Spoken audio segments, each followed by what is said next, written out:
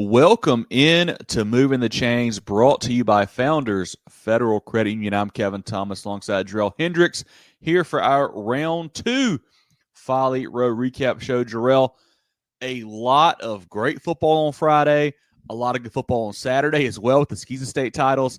Just a action-packed round of football in Palmetto State.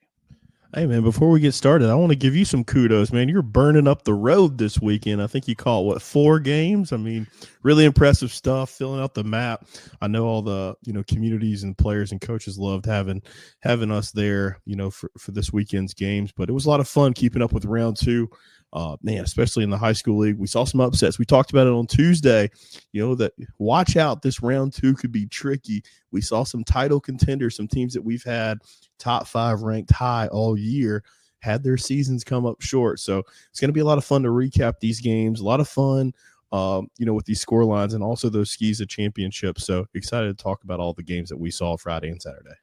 Be sure to follow us on Facebook, on Twitter /X, Instagram, and more at Movin Chains. That's MOVINCHAINS, movinchains.com as our website, our podcast on Apple, Spotify, Google, and more. We do a weekly preview show Tuesday nights about 7:15. We go live on Facebook and YouTube breaking down the upcoming week slate. We'll do that for round 3 here on Tuesday before the holidays. Make sure you tune in to that. We'll have a recap show come out next Sunday or Monday, recapping all that action. We'll have great coach interviews, player interviews, and more all throughout the week on our social pages for you guys to follow along as well. Our Moving the Chains merch. We got some great hoodies right now for this colder weather. It got very cold this weekend. We got a great gray and kind of stone ash white hoodie as well for you.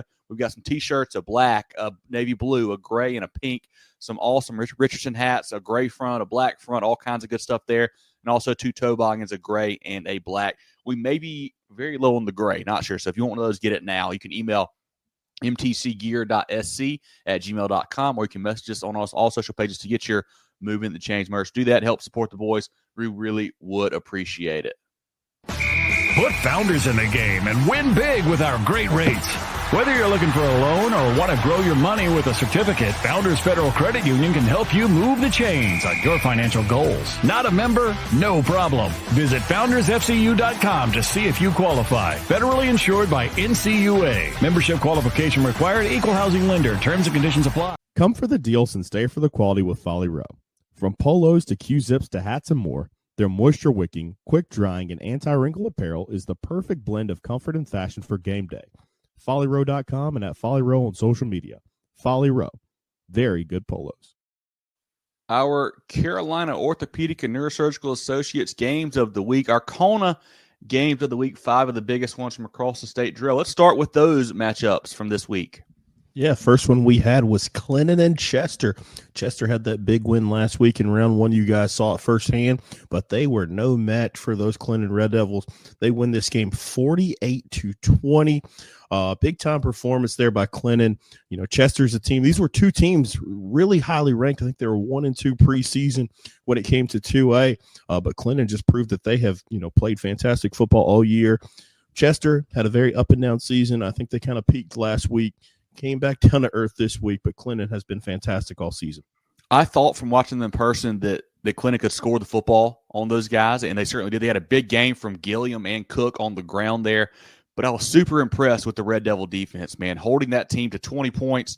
Really, I think 14. They got another 6 late. They eliminated the big plays. I know Feaster still kind of got his there, here and there, and Trooper Floyd hit one big, touchdown pass as well. But for the most part, Coach Campbell's bunch on that side of football did a great job shutting down a high-powered offense. We talked about on the previous show where I think if you make them drive the field, they can't do it for 4 quarters. Not going to have a lot of touchdown drives, and the Red Devils executed that perfectly. That's a great win for Coach Fountain's team, man.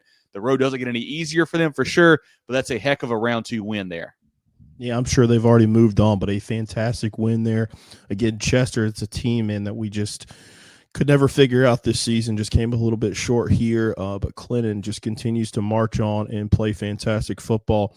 Kev, the next one we had, staying in the upstate, is an upset. I'll call it, and you called it on the show on Tuesday, so I'll give you kudos for that. And that was Powdersville and Woodruff. The Patriots continue their long winning streak. They have gotten hot, since a slow start in the year. They knock off a Woodruff team that had been fantastic all season, 21-14. The Patriots got this game at home. which I'm sure was an advantage there. Woodruff could not hang on to the ball, and I think that led to their demise here.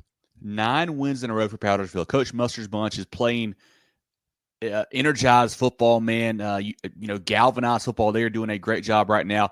Another shout out to another big defense, similar to Clinton, Coach Nimmer's bunch there at Powdersville. I mean, forcing 3 turnovers in the fourth quarter alone. I think 4 for the game, shutting out Woodruff the whole second half. That's a high-powered offense. We've seen them play twice, Jerel. They've scored 30-plus both times. To hold them to 14 is super, super impressive. The Patriots get a late touchdown from Tavius Williams to take that lead there and win the ball game.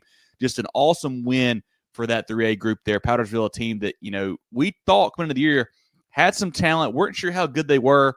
Started off slow, just a little bit kind of snake bitten, it felt like. Couldn't win the close games, and all of a sudden something clicked. Now they're winning all the close games, man. Great win for Coach Mustard's bunch. And I want to give a tip of the hat to Woodruff and Coach Sloan there.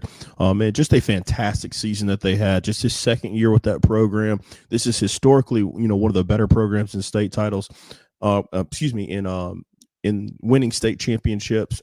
So Woodruff seems to be back. Got a lot of talent coming back next year as well. Obviously, they lose quarterback TJ Morris there. It's going to hurt them. But I think they're going to be able to reload and, really build off of this season and understand that playoff run. But again, Powdersville, the Patriots, they've been here before. Coach Mustard's bunch has gone on deep playoff runs. So it's cool to see them.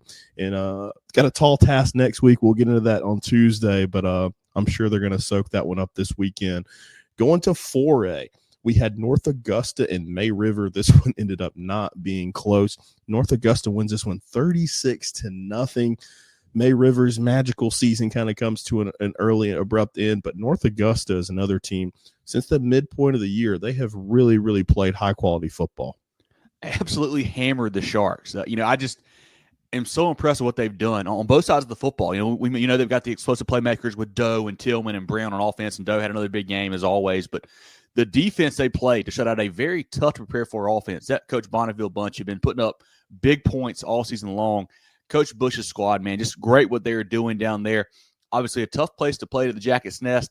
They, had a great crowd, great atmosphere on Friday, and they really took it to what we thought was a pretty good May River bunch. But, man, North Augusta is playing some inspired football right now. Flipping to the lower half of the bracket in 2A, we had an absolute overtime thriller between Manning and Hampton County. Manning's able to win this game 28-27. Kevin, this is another team. Hampton County is a team that we've had fringe top 5, top 6 all year. Manning's a team that has played fantastic. We talked about them not having a signature win, so we weren't really sure how good they were, especially due to their region schedule, but they proved it on Friday, knocking off this Hampton County bunch. I think we had all picked Manning to lose on the preview show. At least I know that I did. I believe John did as well. And yeah, I know I did. Obviously, they were technically the favorite by seed. They were playing at home. We just didn't think it was going to happen. But, man, a great win for Coach Kennedy's bunch. You win in overtime by a point there. You got another program that is poised every year, it feels like, to make a deep, deep little run. Like, they always compete for region titles. So, make a nice run in the playoffs. And a bunch of guys that expect to play physical football and win some football games. And great job by them. You still got just that one loss on the season early on in the year. That's a huge win at home for the Monarchs.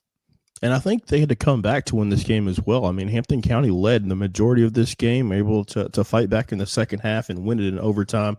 Just shows, how, they've got that championship pedigree, used to winning there at Manning.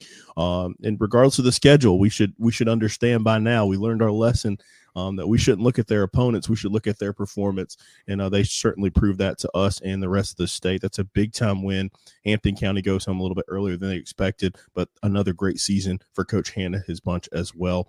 And Kevin, to round it out, our SCSA game of the week, this one's special to you. PD Academy in Bethesda. This is for the state title. PD wins it 52-14.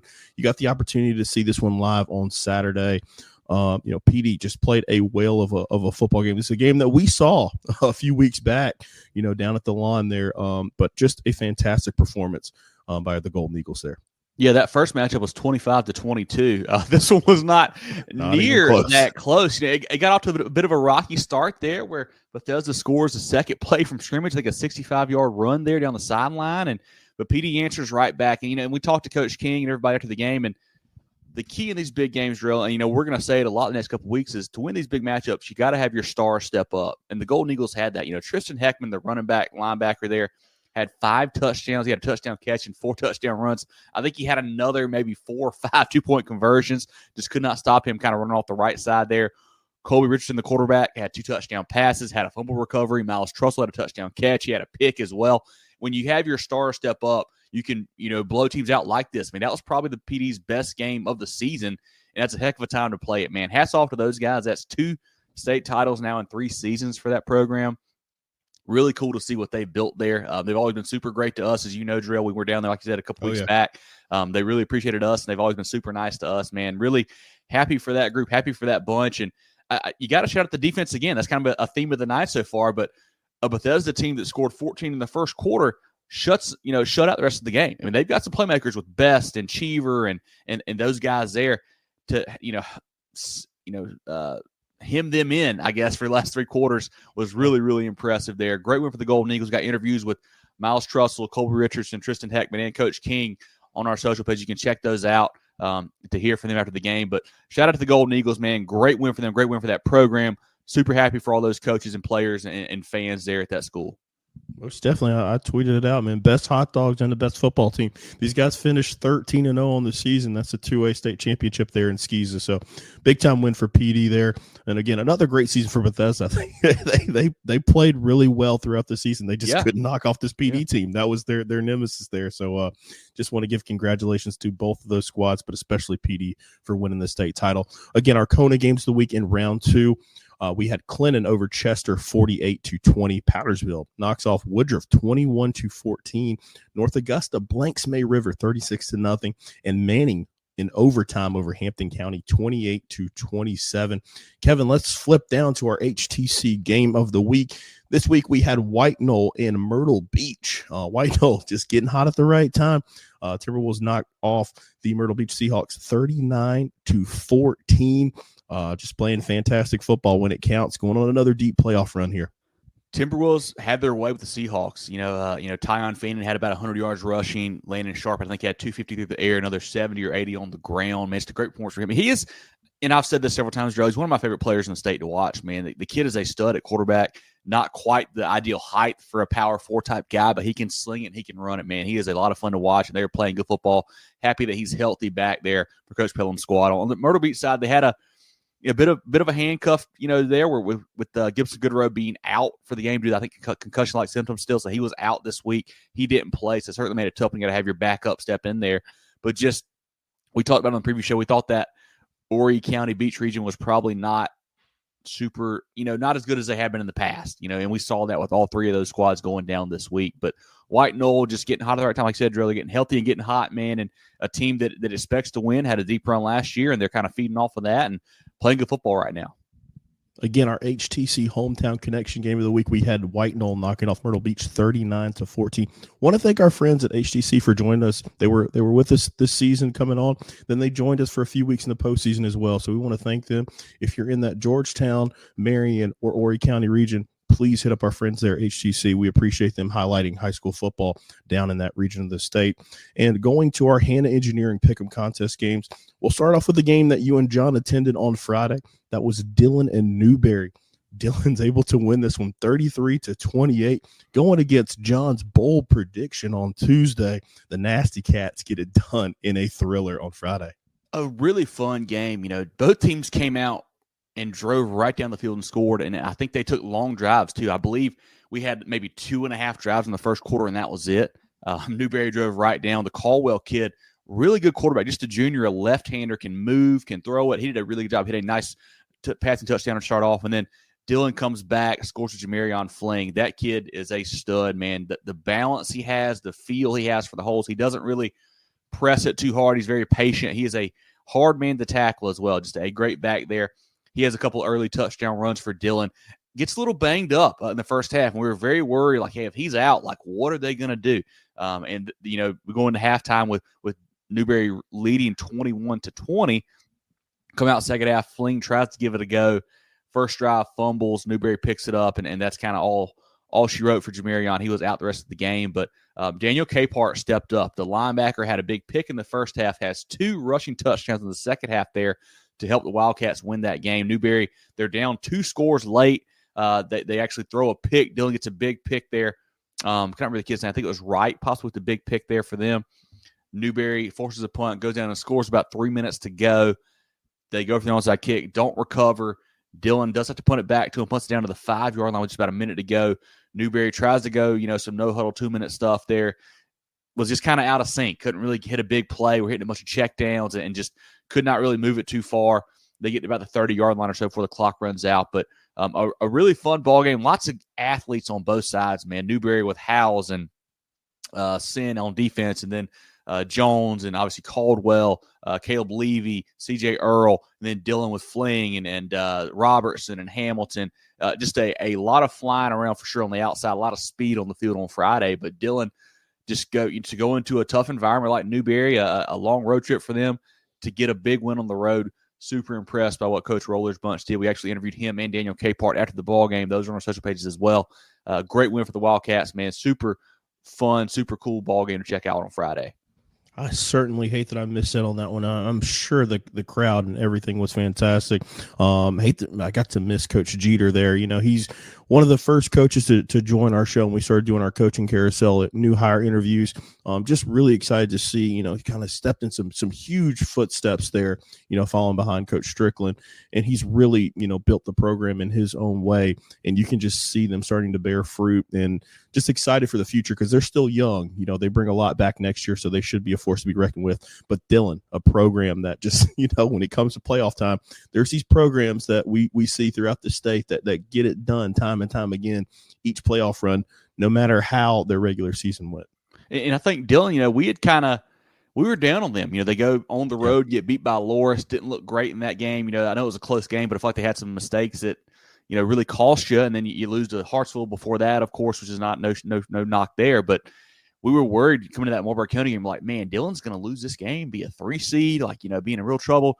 They hammer Marlboro County, been on quite a roll since then, playing really good football for Coach Roller there. And this is a bit of a different way to do it. Like, they don't have the typical big guys up front on either line like they usually do at Dylan, but they're getting it done, man. The running game with Fling, if he's healthy next week, they've got a real shot. If not, it's going to be a tough task. But impressive to see what they've done. Already going to the 3rd round with what is probably a little bit of a down year for Dylan, honestly. From their expectations, but still really impressive. And you mentioned Newberry. They've got, I think, the quarterback's back, Howes is back, the running back's back. A lot of talent come back for Coach Jeter. Definitely want to shout out Coach Jeter and Coach Goins as well, who helped us out getting us hooked up for last Friday. So appreciate that. But great ball game. Look forward to see what Newberry does in the future. Looking forward to seeing what Dylan can do this upcoming Friday. I mentioned those programs who just know how to win in the playoffs, and here's another one, Camden. They knock off Wren 43-42 in an absolute thrilling finish. The last 2 minutes, just complete chaos. This is a Wren bunch that we thought was really poised to make a deep run. They had played fantastic football since losing. Obviously they dropped the game to Westside, but they lost that game to T.L. Hanna. They played them very, very tough. And this Wren bunch had really caught fire, especially on offense. But Camden is also a team. We saw them play South Point, and they couldn't have looked any worse. Like they couldn't have played a worse game than what we saw against South Point. So bad that we had to leave at halftime. Yeah. And here they are going to the 3rd round and going into this game at Wren and winning it 43-42. We thought they were dead. We wrote them off. Like we didn't even want to talk about them on the show. Like, what do we even say? Like, it was that bad. But man, hats off to Coach Remp. Like what they've done with that team, man. Getting it done on offense. We saw them that night at South Point. The offense was horrendous. Couldn't do anything right. And they turned around and they put up 43 points, I think it was, this week to win, man. Tyler Drakeford had a huge game. Navi Boykin as well. Wyatt Thompson is the do-it-all guy there for them. Great performance for them. In that game, Jerel, I believe Wren scores late to take the lead. Is that correct? About 2 minutes to go. 2 minutes. Camden comes back and scores, goes for 2 on the road. I love that. They get the 2. Wren drives back down, gets it down, I guess, to the 10-yard line, try to attempt a 27-yard field goal. JoJo Krim blocks it to seal the win. Just an awesome ball game. And you mentioned it, I was very high on Wren. Like, they were rolling on offense with Bagwell and Price, and they were getting some defensive guys back as well who have been hurt. I thought they were in to make a deep run, but Camden football in November is just different, man. Another program that expects one, like you said. They did a great job going on the road, a long road trip up there to Wren, over to the Piedmont area.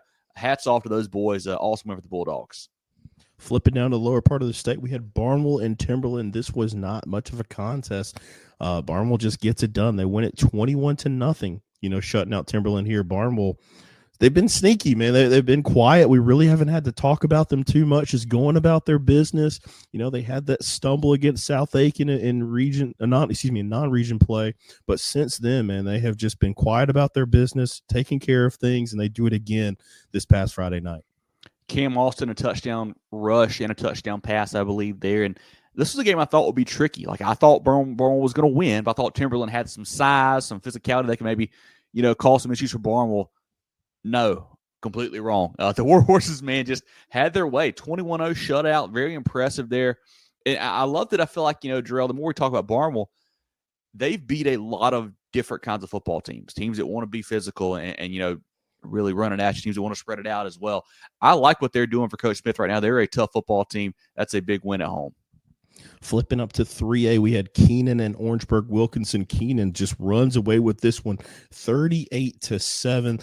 Again, the OW team, I think they're much improved. We definitely highlighted their program earlier in the season. Had a great season. Unfortunately, it looks like they just ran into a buzzsaw in this Keenan bunch. Taheem McNeil, 278 receiving, man. Had a huge game there for the Raiders. That offense is impressive. Defense is impressive. They're a team that, we've kind of been talking about all year, but we couldn't really get a good handle on how good they were. But here we are, third round of the playoffs are still playing, so it must be pretty dang good. Awesome to see for that bunch, a program that has not had a ton of success lately. They are on quite a roll. They get a shot at Big Bad Loris on Friday. We'll see how that goes. But, man, great win for the Raiders on Friday. In the upstate, another rematch here, we had Greenwood and Hillcrest in that 5A Division II. Hillcrest mounted a nice little comeback in the second half, but they come up a little bit short. Greenwood wins this game 28-21. Much closer than the first time they played. It was 38-16 or something like that. Yeah. The first time 32-16, whatever it was. It looks similar this week. Greenwood goes up 14-0 right out the gate. Hillcrest fights back, makes it a one-score game late. Can't quite get the ball back to to have a chance to tie it up. A big game for Tristan Lewis, over 100 yards rushing and throwing. He's gotten it done all year long at the quarterback spot. Coach Liner's bunch has played great football, man. They a team that in a program that we didn't know what to think about early in the year. Like, going into the season, we're like, man, this could be a down year for them. But they have played awesome so far. Got, I think, co-region champs. They're now sitting here in third round of the playoffs. Awesome job by the Eagles.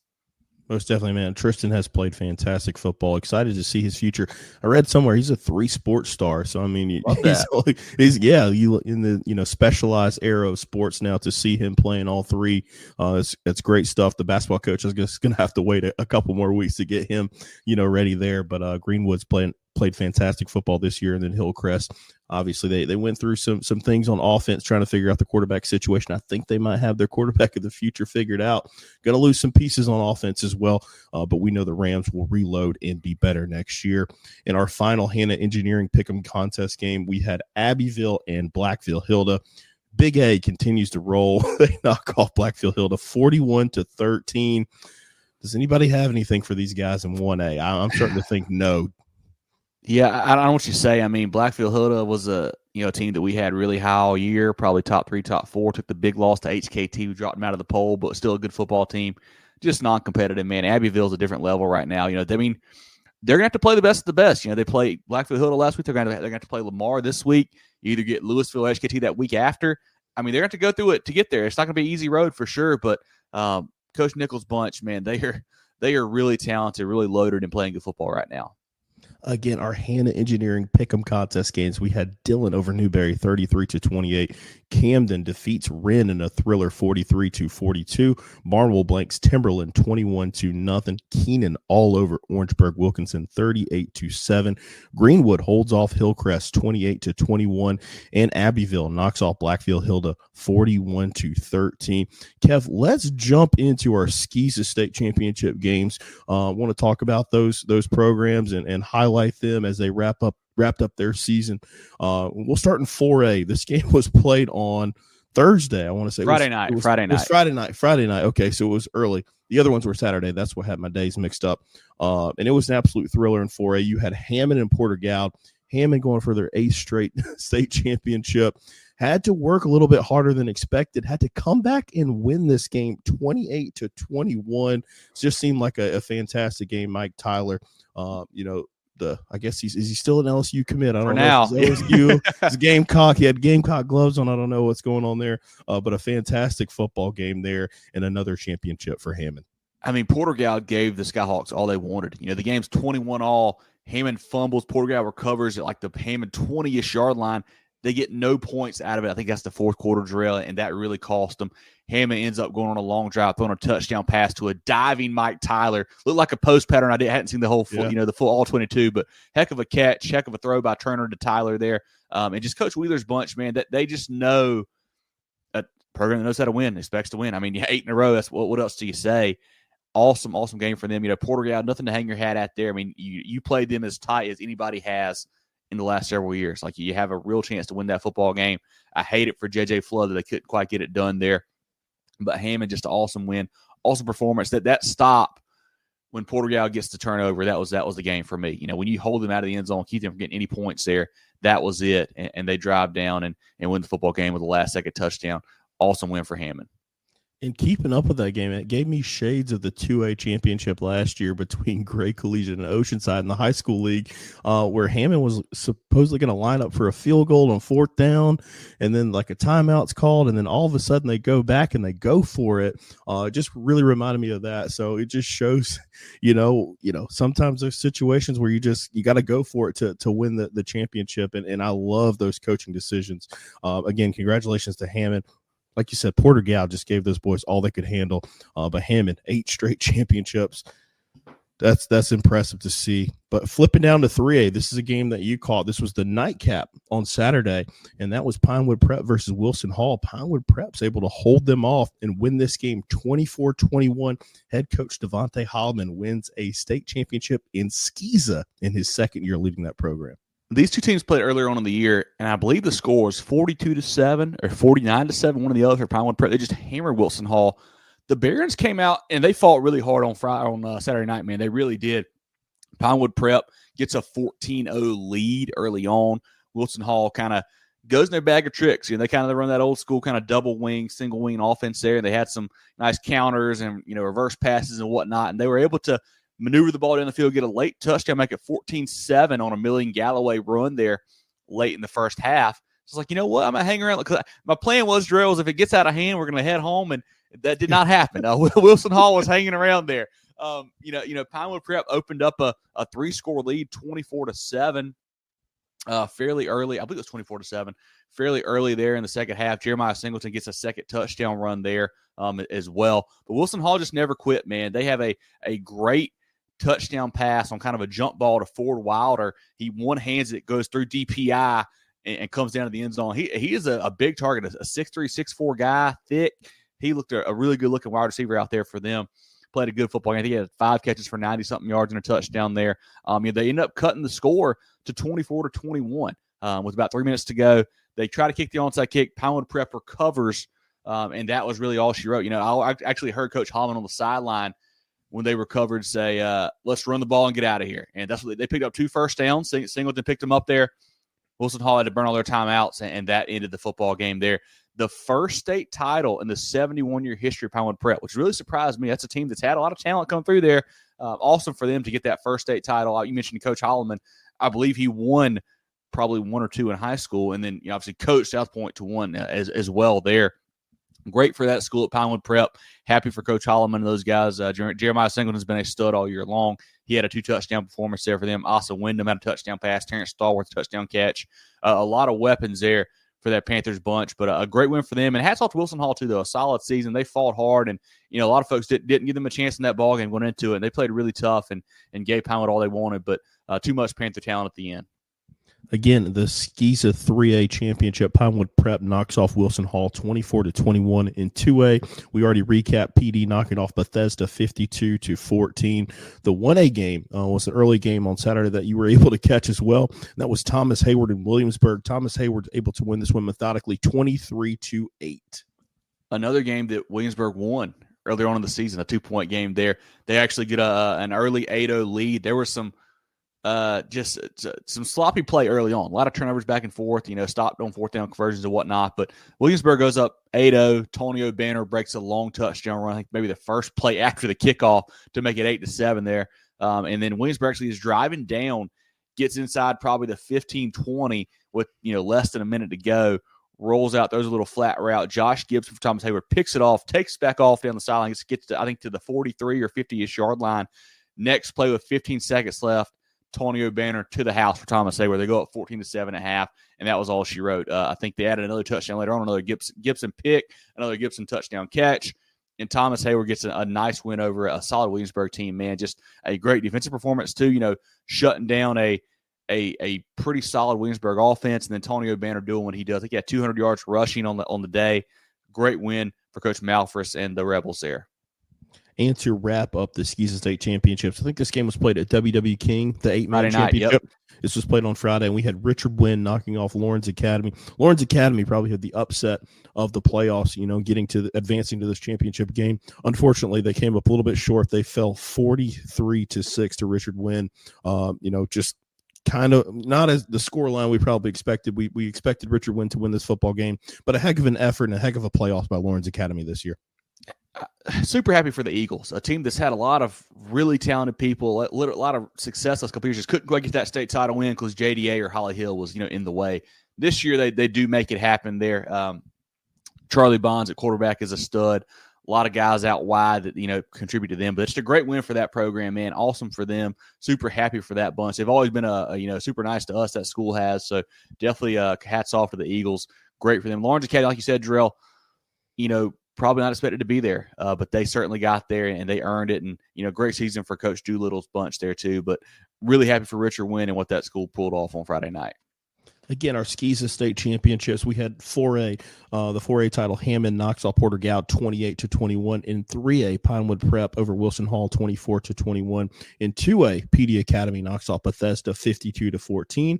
In 1A, Thomas Hayward over Williamsburg 23-8. And in 8-man, Richard Wynn over Lawrence Academy 43-6. Kevin, let's take a little bit of a break here, and then we will go into our statewide scoreboard for the playoffs. At HTC, we're here to keep you connected. Here to provide reliable fiber optic internet with free, fast, and secure HTC Smart Wi-Fi. HTC, here to connect. With 3 convenient locations in Spartanburg, Duncan, and Greenville, Carolina Orthopedic and Neurosurgical Associates, Kona offers the most advanced training and experience in orthopedic surgery, neurosurgery, sports medicine, and pain management in the upstate. Go to kona.care to learn more. All right, let's look at the statewide scoreboard.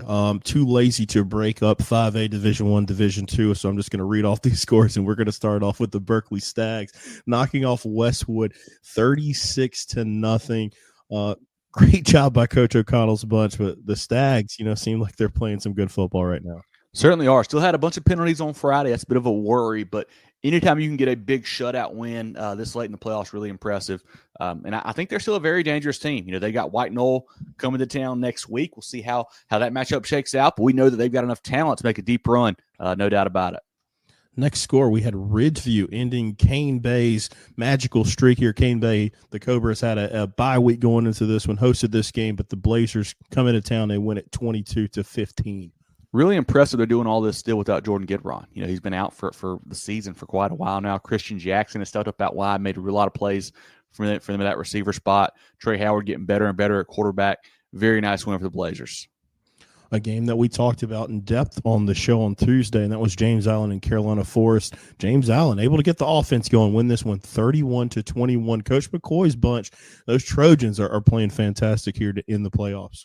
Love to see that for them, man. A big road trip up to Carolina Forest. The defense shows up as well, holding a high-powered offense to 21 there, and they got it going on offense, like you said, Jerel. Great win for that group. Another situation where we thought that Horry County region was, down a little bit, and it reared its head again in that game for sure. Big bad Dutch Fork rolls on. They win this 42-14 over Bowling Springs. Bowling Springs is a team that I was super high on coming into the year. They just came up short. When you got to match up against Dutch Fork in the playoffs, it typically does not go your way. Silver Foxes are so good, man. Bowling Springs takes another step this year for Coach Reel, obviously getting a little bit deeper in the playoffs. They'll lose a lot of pieces, but a program we think will be a lot better in the coming years because he does a fantastic job there. But Coach Noss and Silver Foxes, man, just, the show goes on week after week. Win after win. Always marching towards another title there. Speaking of teams who win a lot of titles, that's the Gaffney Indians. They dispatched the Riverside Warriors 41-21 in a 5A Region 2 rematch, excuse me. This one was close the first time around. Not on Friday, though. And I thought Riverside was playing better than that first matchup, too. But I guess Gaffney has really woken up. Gilmore looked good. McDowell looked good. Jamarcus Smith has had a huge season for them. Great win for the Indians and Coach Dan Jones. Good to see that offense get back in gear. They have really been struggling, especially down this stretch. Obviously, they needed to get healthy, but Javon Gilmore had not looked his best over the last few weeks of the season. So good to see that Indians offense, getting back into form. Going to the next one, an offense that has played well all year. That's Irmo. They have not skipped the beat. They knocked off Chapin 38-7. Irmo did Irmo things. Started off slow, and they finished strong as they have all year. I think Chapin was trying to kind of muck it up a little bit, muddle it up there with some a lot of huddling and late play clock plays and whatnot to kind of try to shorten the game. And Irmo, man, just they're too powerful, too good on offense, too good on defense. You're going to have to go out and beat them, and you're going to have to have a lot of talent to do that. And Chapin just not quite on that level right now. Great season, though, for first-year coach Ryan Coles. Love what he did with that program. They had a really fun season, really fun team to follow this season, no doubt about it. But Irmo, though, they are playing really good football as they have all season long. A team that's laying in the weeds, a team that we have not talked about as of late. This is Jailman Patriots. They knock off Clover 44-14. We know they can score some points. We know Coach Watson is got his hands all over that defense. This is this dangerous Patriots team here late in the season. I thought Clover would give them a scare, and that was not the case at all. And you're right, Drew. I was talking about it, I think, yesterday while I was in the car. I was like, man, JL was a team that we talked about so much earlier on in the year. They lose the game to Gaffney in overtime. They lose the surprise game to TL Hanna. It was really when they kind of threw us off the scent a little bit there in a region play. They've kind of fallen under the radar since that point. I think we had them up to maybe 3 in our poll at one time. Yeah. They ended up falling out, or maybe we got that 5th spot late. I can't remember how that worked out, but they've got a ton of talent, man. They really do on both sides of the football. And they're a team that is, they're as talented as anybody left probably in 5A, really. Yeah, for sure.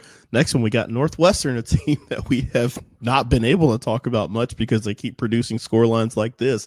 They knocked off Indian Land 49-6. What do you say? They just similar to Dutch Fork, the show goes on, man. They're just not playing close football games. I don't think anybody in state has played them close all year long. Finley Polk and that group there for Coach Walford are just clicking on all cylinders, it seems like. Here's the game that was played on Thursday, the one that I messed up earlier. That's River Bluff and Rock Hill. River Bluff's able to win this one 34-17.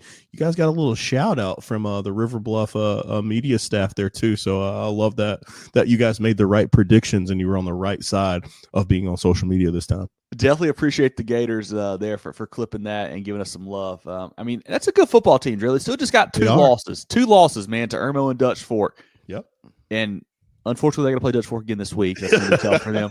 But that's a great win. They played Rock Hill early on in the year. I believe they beat them. It was a fairly close game. I think at that point they handled them pretty good on Thursday. Excuse me.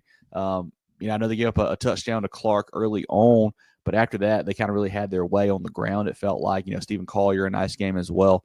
I think this is, I want to say, the first 10-win season in program history. I believe I saw that somewhere. So really cool for them and what they've done so far this season. Sure, solid team, man. Just really excited about what Coach Harden's able to get done there. I think that's a great team. Just unfortunately, got to go up against Dutch Fork this week.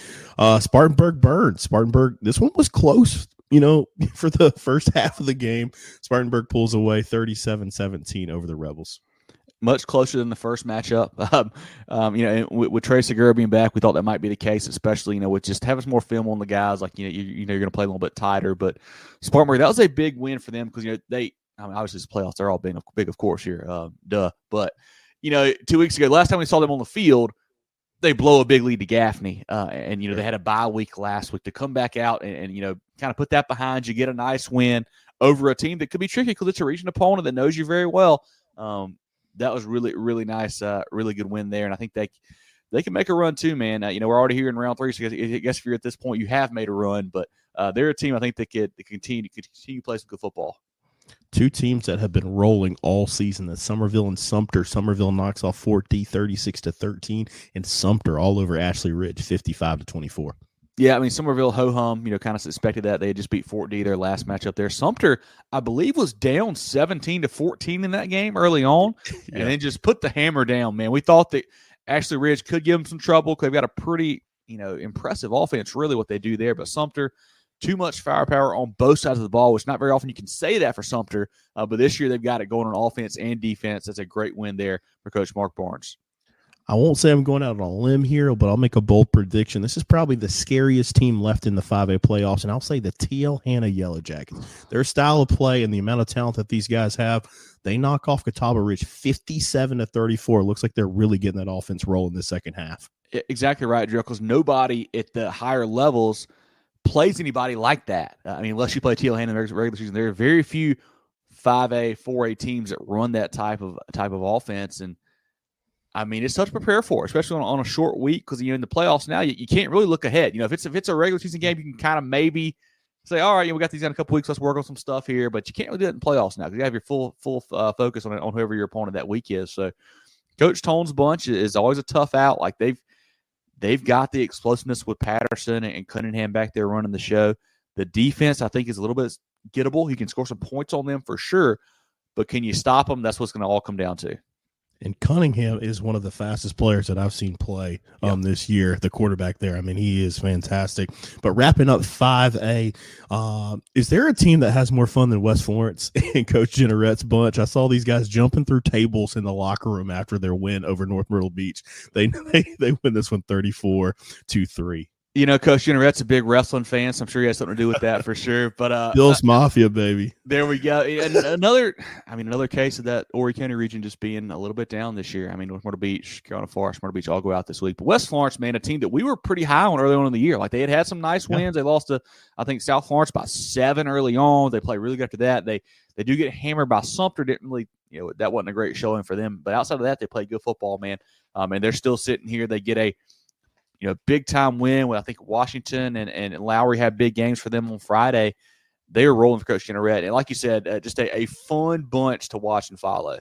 Hey, if you want to go through the archives of, MTC interviews, go listen to our season preview that we did a couple years ago with Coach Jenneret. One of my favorite interviews we've ever done. So congrats to the West Florence bunch for marching on to the third round. Going to 4A. Got Gilbert and Bishop England. This is a moderate upset here. Gilbert knocks off the battling Bishops, who have played fantastic all season. They win this game 36-30. And not just the fact they won, but the way they won, scoring 36 points on that really good Bishop England defense. That was super impressive to me. Coach Exume, year one for him. A lot of folks thought they would be kind of down this year, but, man, here they are, still playing football, still getting it done. That's a great win for them. I don't want to take anything away from Bishop England because they've had an awesome season there for Coach Hall. I think 8 wins on the year, maybe 9, I think, in the playoffs, counting that game. Just awesome what he did. But this Gilbert bunch, another program that is used to winning the last several years, and they got it done on Friday. We had the hat bet game. Daniel and RNE, the Lions, able to win this one 48-36. This one was pretty close in the fourth quarter. Will Wilson put on a hell of a performance. We'll read his stat line here coming up later in the show. I think he had 500 plus all-purpose yards, something like that. Just a crazy bunch. This game was actually 42-36 late in the fourth, and Daniel scored to widen it out a little bit there. But I was worried early, Jerel. I think Daniel returned the opening kickoff like 80 yards to the house. It's like, oh, buddy, here we go. This is going to be a blowout. But R&E, man, they answered every time all night long. Wilson, I mean, we've talked about it the last couple of weeks on the preview show where when you got a guy that talented, he can win you some football games, man. And he played well enough for them to win, just couldn't quite get the stop or two they needed in that football game.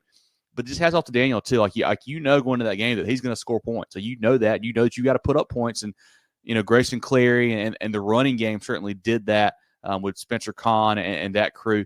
Also went for Coach Brewster's bunch, similar to Northwestern. Dutch Fork show goes on Daniel, man. They just continue to win. We'll see what happens at R&E. Obviously you got to replace Will Wilson, and those are huge shoes to fill. But if they can get a quarterback in there, they have two stud receivers. I want to say Smalls and Batet, who have had monster seasons for the Cavaliers there. So I'm excited to see what they're able to do next season. The next one, battle in Darlington County, had Hartsville and Darlington. The Red Foxes win this one 49-16. I think this went about as expected. We saw these guys play a couple weeks back, and Hartsville hammered them there. Similar story this week. Darlington, they are certainly improving bunch for Coach Johnson, just not quite at the Hartsville level yet. I think he'll tell you that. But the Red Foxes, man, continue to roll. Coach Calabrese and those guys are playing really good football as they have all season long. Looking forward to seeing them again in round 3. I was keeping up with this game early on Friday because it was close. Now it was South Florence and Hilton Head Island. The Bruins pull away late. They win this one 56-28. But Hilton Head gave them all they can handle in the first half. Huge game from Jaden Sellers. You'll hear his stats later on as well. He gets it done on the receiving side and the rushing side for South Florence on Friday. Just a great win for them. You mentioned it, pulling away second half, man. That was a tricky spot for them. Hilton Head, a team that a lot of folks don't know much about because they just, we talked about it in our show with Jack DeLongshaw the other day. Like, a lot of people have not seen them, have not heard about them because it's a tough part of the state to get down to.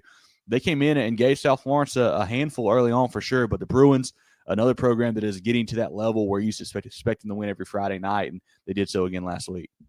Don't think there's a hotter team than the South Point Stallions right now. They knock off Greer 56-17. It wasn't that close. I want to say there was maybe a running clock in this one, or they just stopped scoring at halftime. But South Point just continues to roll. Same story every week. I mean, I don't know what else to say. Cam McMillan, huge game. Mason Pickett-Hicks, huge game. Jordan Collins, huge game. The offense is just awesome, man. The defense is just flying around for Coach Collins. They and I think I said it on our Friday Night Spaces, and I'm sure you probably agree with this, Jeff. I feel like in 4A, especially the upper state, there's levels to it. I mean, I think, South Point, Daniel, Westside are all head and shoulders above the rest of 4A upper states. It feels like, and I mean, we'll see two of those teams match up this week, but you see from some of the first, round and round 2 scores that those 3 are much better than a lot of the other folks in 4A.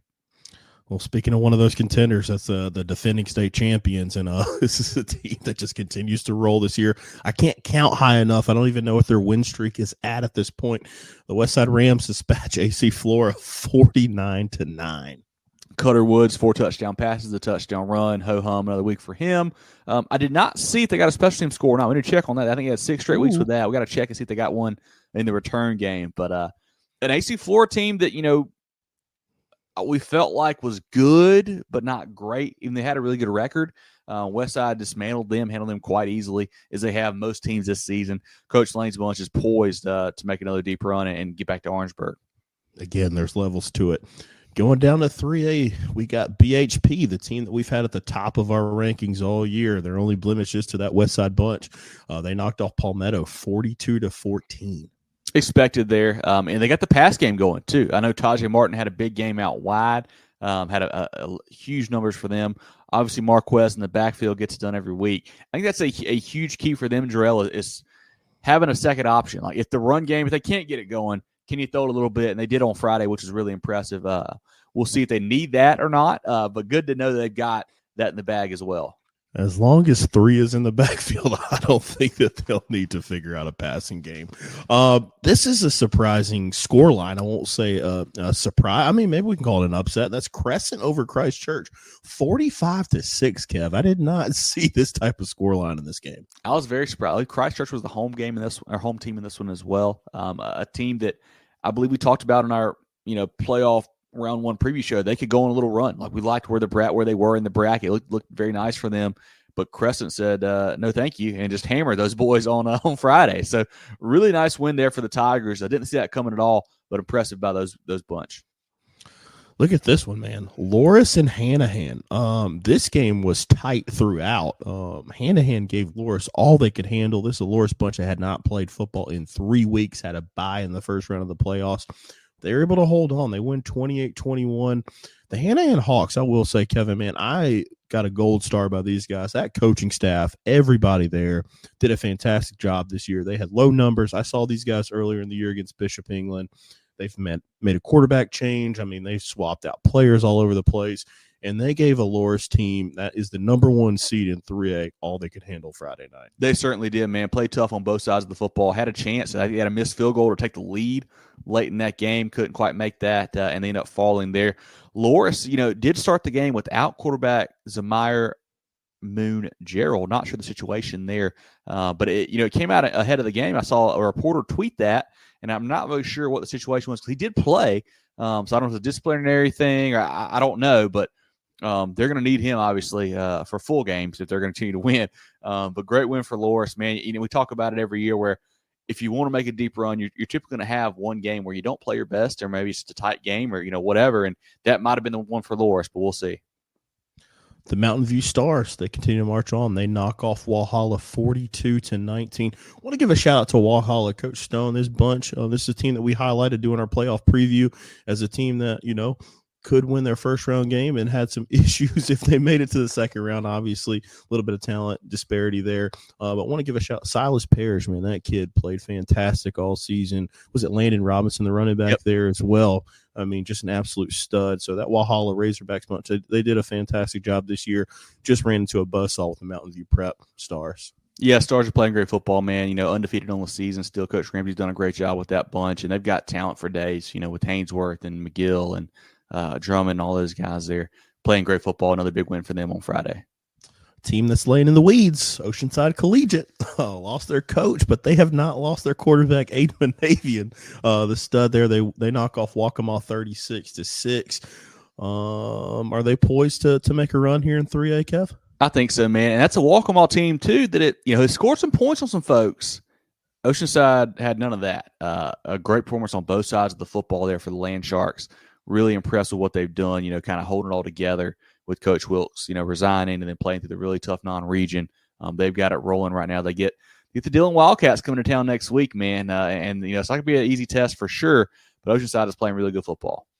Going to 2A, Batesburg-Leesville rolls Andrew Jackson 49-14. Mondre Wooden had a huge performance, but the Panthers have played fantastic all season. Yeah, we'll have some numbers for Amadre and for Tanner Watkins as well here in a little bit. But just a great win for Coach Lawson's bunch, man. The Panthers continue to roll, stay undefeated. Another big win for them. Fueled by Sheely's Barbecue. Great story by Lou Bajak there. That's pretty cool to see. We actually went down there during the offseason this year. That's some great barbecue. So if you're in that region, if you're not in that region, go check out Sheely's. It's good stuff.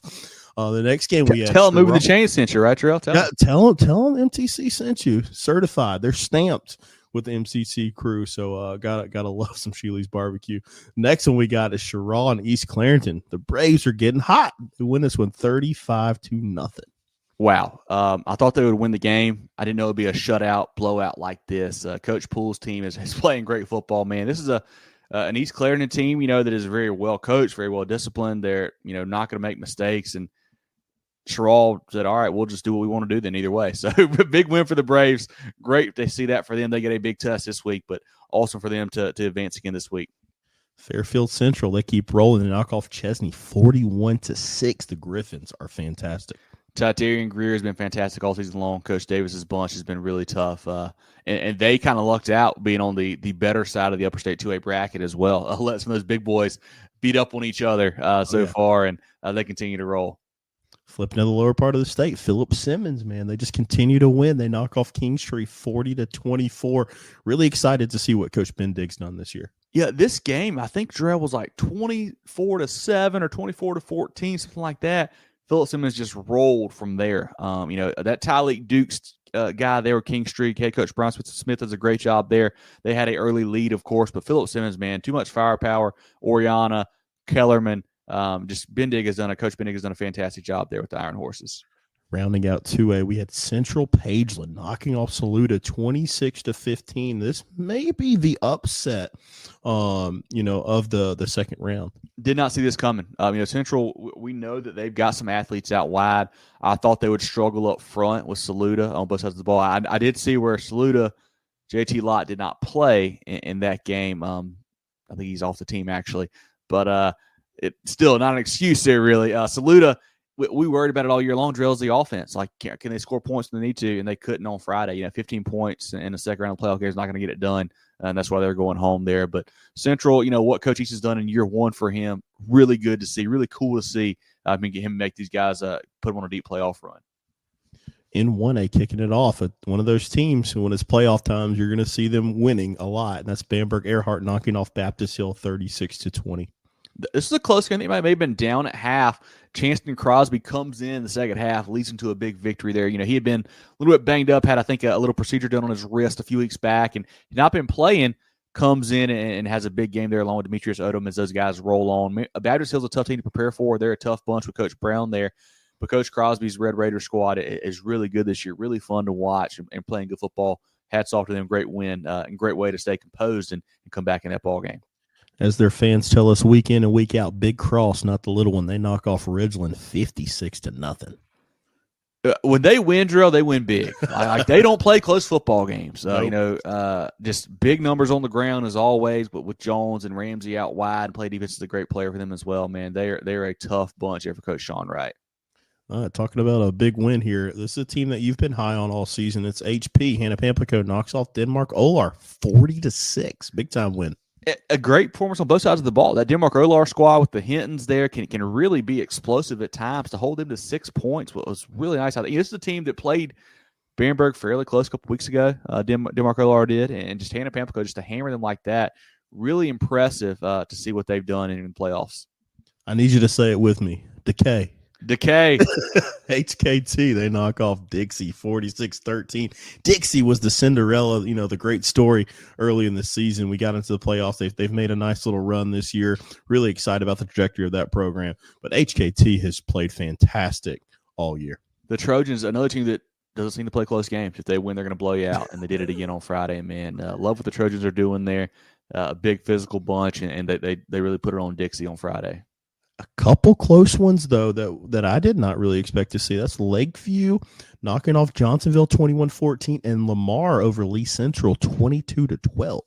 Lakeview, they had some fumble problems. I think they fumbled like 3 times their first 3 drives, maybe a couple more after that. Johnsonville, Coach Creel, hats off to him, a team that we kind of counted out all year, lost a lot of talent, was struggling early on. To get a big round 1 win over Branchville and to play Lakeview, a team you're very familiar with in the region, obviously. Really tough there on the road, had a chance in that one. Couldn't quite get it done. Tyrell Foxworth, a big game there for the Wild Gators, and they move on again. Another program that is just historic in 1A in Lakeview, and a big win for them. And then Lamar, similar to these other teams we talked about, where you got to win a game where you don't play your best. I think that was probably the one for Lamar. They didn't play their best for Coach Burris on Friday, but they get another win over a region opponent, which is always impressive in the playoffs. Let's wrap up our scoreboard with Louisville knocking off RSM 46-8. Man, just like on the scoreboard, they have figured it out the last few weeks, Jerel. I know that we gave them a hard time kind of middle of the season, like they weren't playing their best, but then lately they have gotten the offense and defense rolling. That's continued throughout the playoffs. With all that said, and looking at those scores, man, let's take a look at our stock up section. I'll let you get it started. So let's see who we got stock up this week. Yeah, like I said last week, we don't do stock down anymore because if it's stock down, the season's over. So sorry about that. But stock up, I'll start with a couple 5A guys here from the Low Country. That's Berkeley and James Island. Berkeley, the big shutout win over Westwood, very impressive there. And then James Island going on the road to get that big win over Carolina Forest. Had White Knoll knocking off Myrtle Beach. It's a big-time win for those guys. And then Jail Man, a team that we talked about, laying in the weeds, but they're playing fantastic ball. It was a big-time win for them on Friday. Gilbert, the big winner of Bishop England. North Augusta, the big winner of May River. And then Camden just going on the road to Wren, having the guts to go for 2 late, win the football game. Hats off to the Bulldogs. Like Crescent, we talked about them, maybe, a huge win over Christ Church. I won't say it's an upset, but just that scoreline was definitely one that we did not anticipate. And then Powdersville knocking off Woodruff. I will call that an upset. That's a Woodruff bunch that has, they were obviously the 2 seed because they didn't win the region championship, but we've had them top 5 all year. And then Clinton, just kind of laying in the weeds, but they dispatched that Chester bunch. I think the Red Devils are for real. Manning, the big overtime win over Hampton County, a team that we had all kind of counted out in that ball game. They get the nice win there. Central, the big upset over Saluda. And then Hannah Pamplico, you just mentioned it, Jerel, blows out a pretty solid Denmark Olar squad there. And then if you want to, I'll let you do the honors. All the Skis state champions, I think we should give them a shout out and stock up this week. I agree. Hammond, the 4A state champs, Pinewood Prep, the 3A state champs, PD Academy, the 2A state champs, Thomas Hayward, the 1A state champs, and Richard Wynn Academy, the 8-man state champs. Anybody else on stock up you got, Jerel? No, I think if you're still playing, you're stock up, but we definitely wanted to highlight those programs for sure. Great point. Well, let's look now at our playoff performers insured by the Georgia ADC. As always, guys, continue to send us those stats each and every week on Facebook or Twitter/X or email, whatever's good for you. Shoot it to us. If you send us the stats, we'll read them on the show. We'll put them in the blog as well. Jerel, who are some of our big-time playoff performers here in round 2? Hey, that trio that we mentioned at R&E in a losing effort, but still fantastic. We had Will Wilson, the quarterback there, goes 20 of 35 for 372 touchdowns. Also had 25 carries for 136 and 3 more TDs. His receivers, Blake Patet and Isaiah Small. Patet goes 9 catches for 178 and a TD, and Smalls goes 9 catches for 162 and a touchdown. On the other side, we had Daniel, had a couple guys there. Spencer Kahn goes 6 rushes for 183 and 2 touchdowns. Also had 2 catches for 36 yards, a pass breakup, and 12 tackles on defense.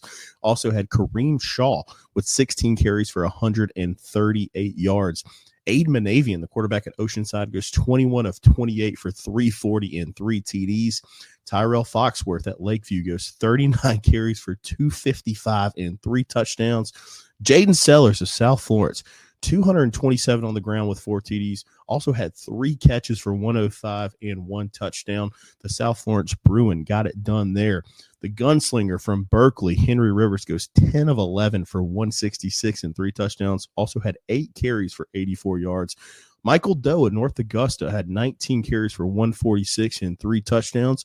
Daniel Capard at Dillon, 2 rushing TDs and a pick in their big-time win over Newberry. Madre Wooden at Batesburg Leesville, 334 on the ground, a school record, and 5 touchdowns. Justin Rice of Spartanburg had 4 catches for 119 and a touchdown. Demetrius Odom of Bamberg Earhart goes 19 for 135 and 1 touchdown on the ground. Chanson Crosby, the quarterback there, goes 10 of 13 for 259 and 2 TDs. We had Taheem McNeil of Keenan with 8 catches for 278 yards. Landon Sharp, the quarterback at White Knoll, goes 14 of 22 for 246 and a touchdown. Also had 12 carries for 70 yards and 2 more scores. Caleb Feaster at Chester had 6 carries for 76 yards and 2 TDs. Also had 1 catch for 79 yards and got in the end zone. From Clinton, that backfield, Rhett Gilliam had 20 carries for 165 and 2 touchdowns, and Javen Cook 14 carries for 130 and another TD. Cutter Woods of Westside goes 4 touchdown passes and a rushing score as well. We have some quad from Camden, I was going to say a trio, but we have 4 players that stood out in that game against Wren. Tylen Drakeford goes 8 catches for 200 yards and 2 TDs. Wyatt Thompson, 5 of 6 for 101, 2 touchdowns and 2 TD runs. Navi Boykin had a touchdown run, and JoJo Krim, he gets it done on defense, offense, and also special teams, blocked a field goal to seal that game for Camden. Javon Gilmore, the quarterback of Gaffney, goes 14 of 22 for 203 and 3 touchdowns. Jaden McDowell, I know these guys are happy to have him back. He has 14 carries for 76 yards and 2 touchdowns. Jamarcus Smith, Mr. Do-It-All for the Indians, has 10 catches for 119. Also had, with 2 touchdowns, and also had a rushing score. Tony O'Banner of Thomas Hayward goes 201 on the ground with 2 touchdowns. Josh Gibson of Thomas Hayward had 2 picks and a TD catch. We got a trio from PD Academy. Tristan Heckman had 4 rushing TDs and a receiving touchdown. Colby Richardson, the quarterback, had 2 passing touchdowns and a fumble recovery. And Miles Trussell with a TD catch and a pick. From Wilson Hall, we had Ford Wilder with 5 catches for 92 yards and a touchdown. Jeremiah Singleton of Pinewood Prep had 2 rushing scores.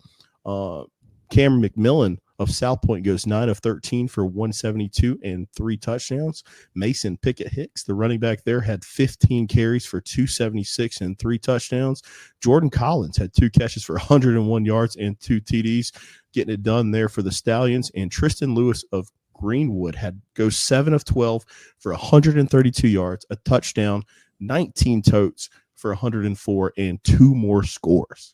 A great list of playoff performers this week insured by the Georgia ADC. As always, guys, like I said, send us those stats. We'll read them. I know Jerel's tired. It must make him read even more next week. Let's give him 3 pages worth next week, man. And we'll chat about it on the show. We'll also put them in our blog that'll come out tomorrow night. That'll be on our social pages and also on our website as well.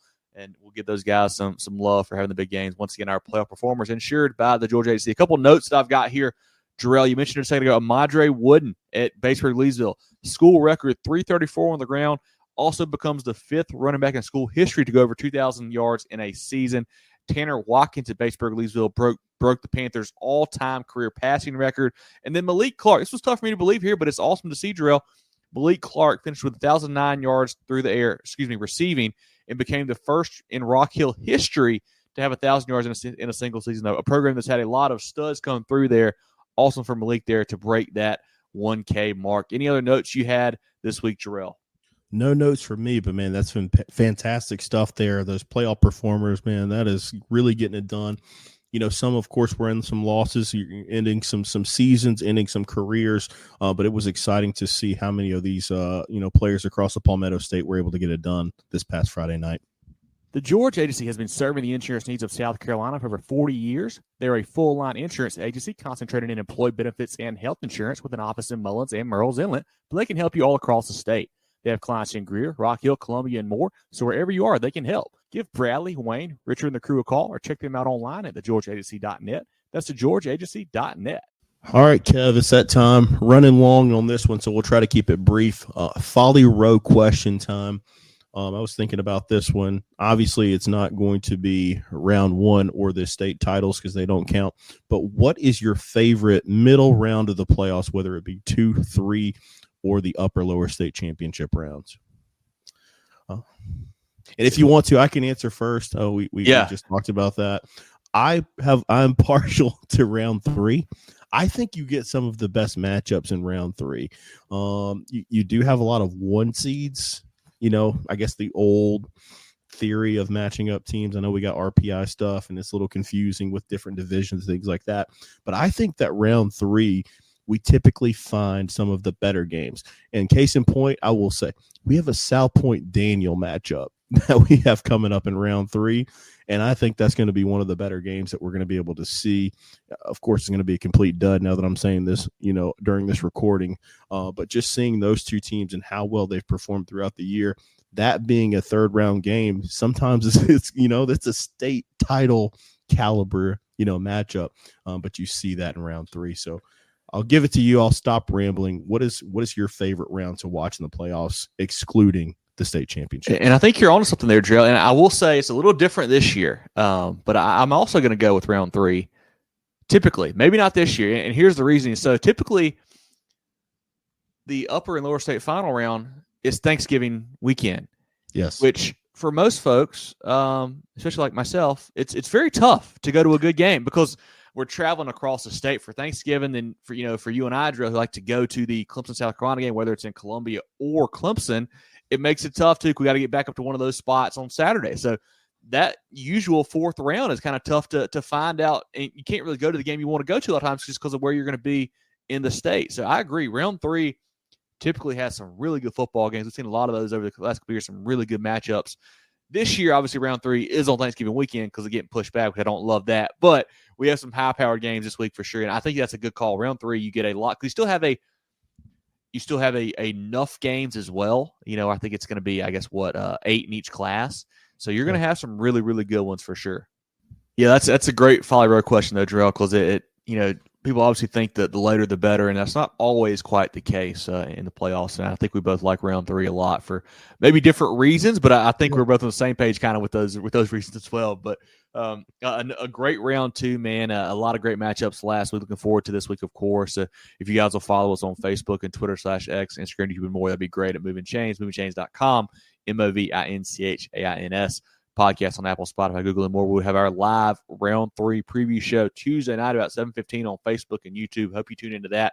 If you miss it live, go back and watch it. It's actually be great for you guys while you're traveling for Thanksgiving to tune into that. So make sure you do that on our social media or our podcast platforms. It lives there forever. We'll have our recap show coming out next Sunday or Monday as well. Have some great player interviews, coach interviews all throughout the week on our content, on our social pages as well. Our Movin The Chains merch, our hats, our T-shirts, toboggans, hoodies, lots of really good stuff. Get your cold weather gear now. And like I said, I think on the preview show, typically if we're at a game, you see us there. We usually have a little bit with us in the car. So if you want to grab a hat or something like that, feel free to hit us up if you see us at a ball game. Jerel, any final thoughts from you here on round 2 as we get ready for the round 3 matchups? Man, this is a lot of fun, recapping these games, in the high school league and SCSA, especially those championship games.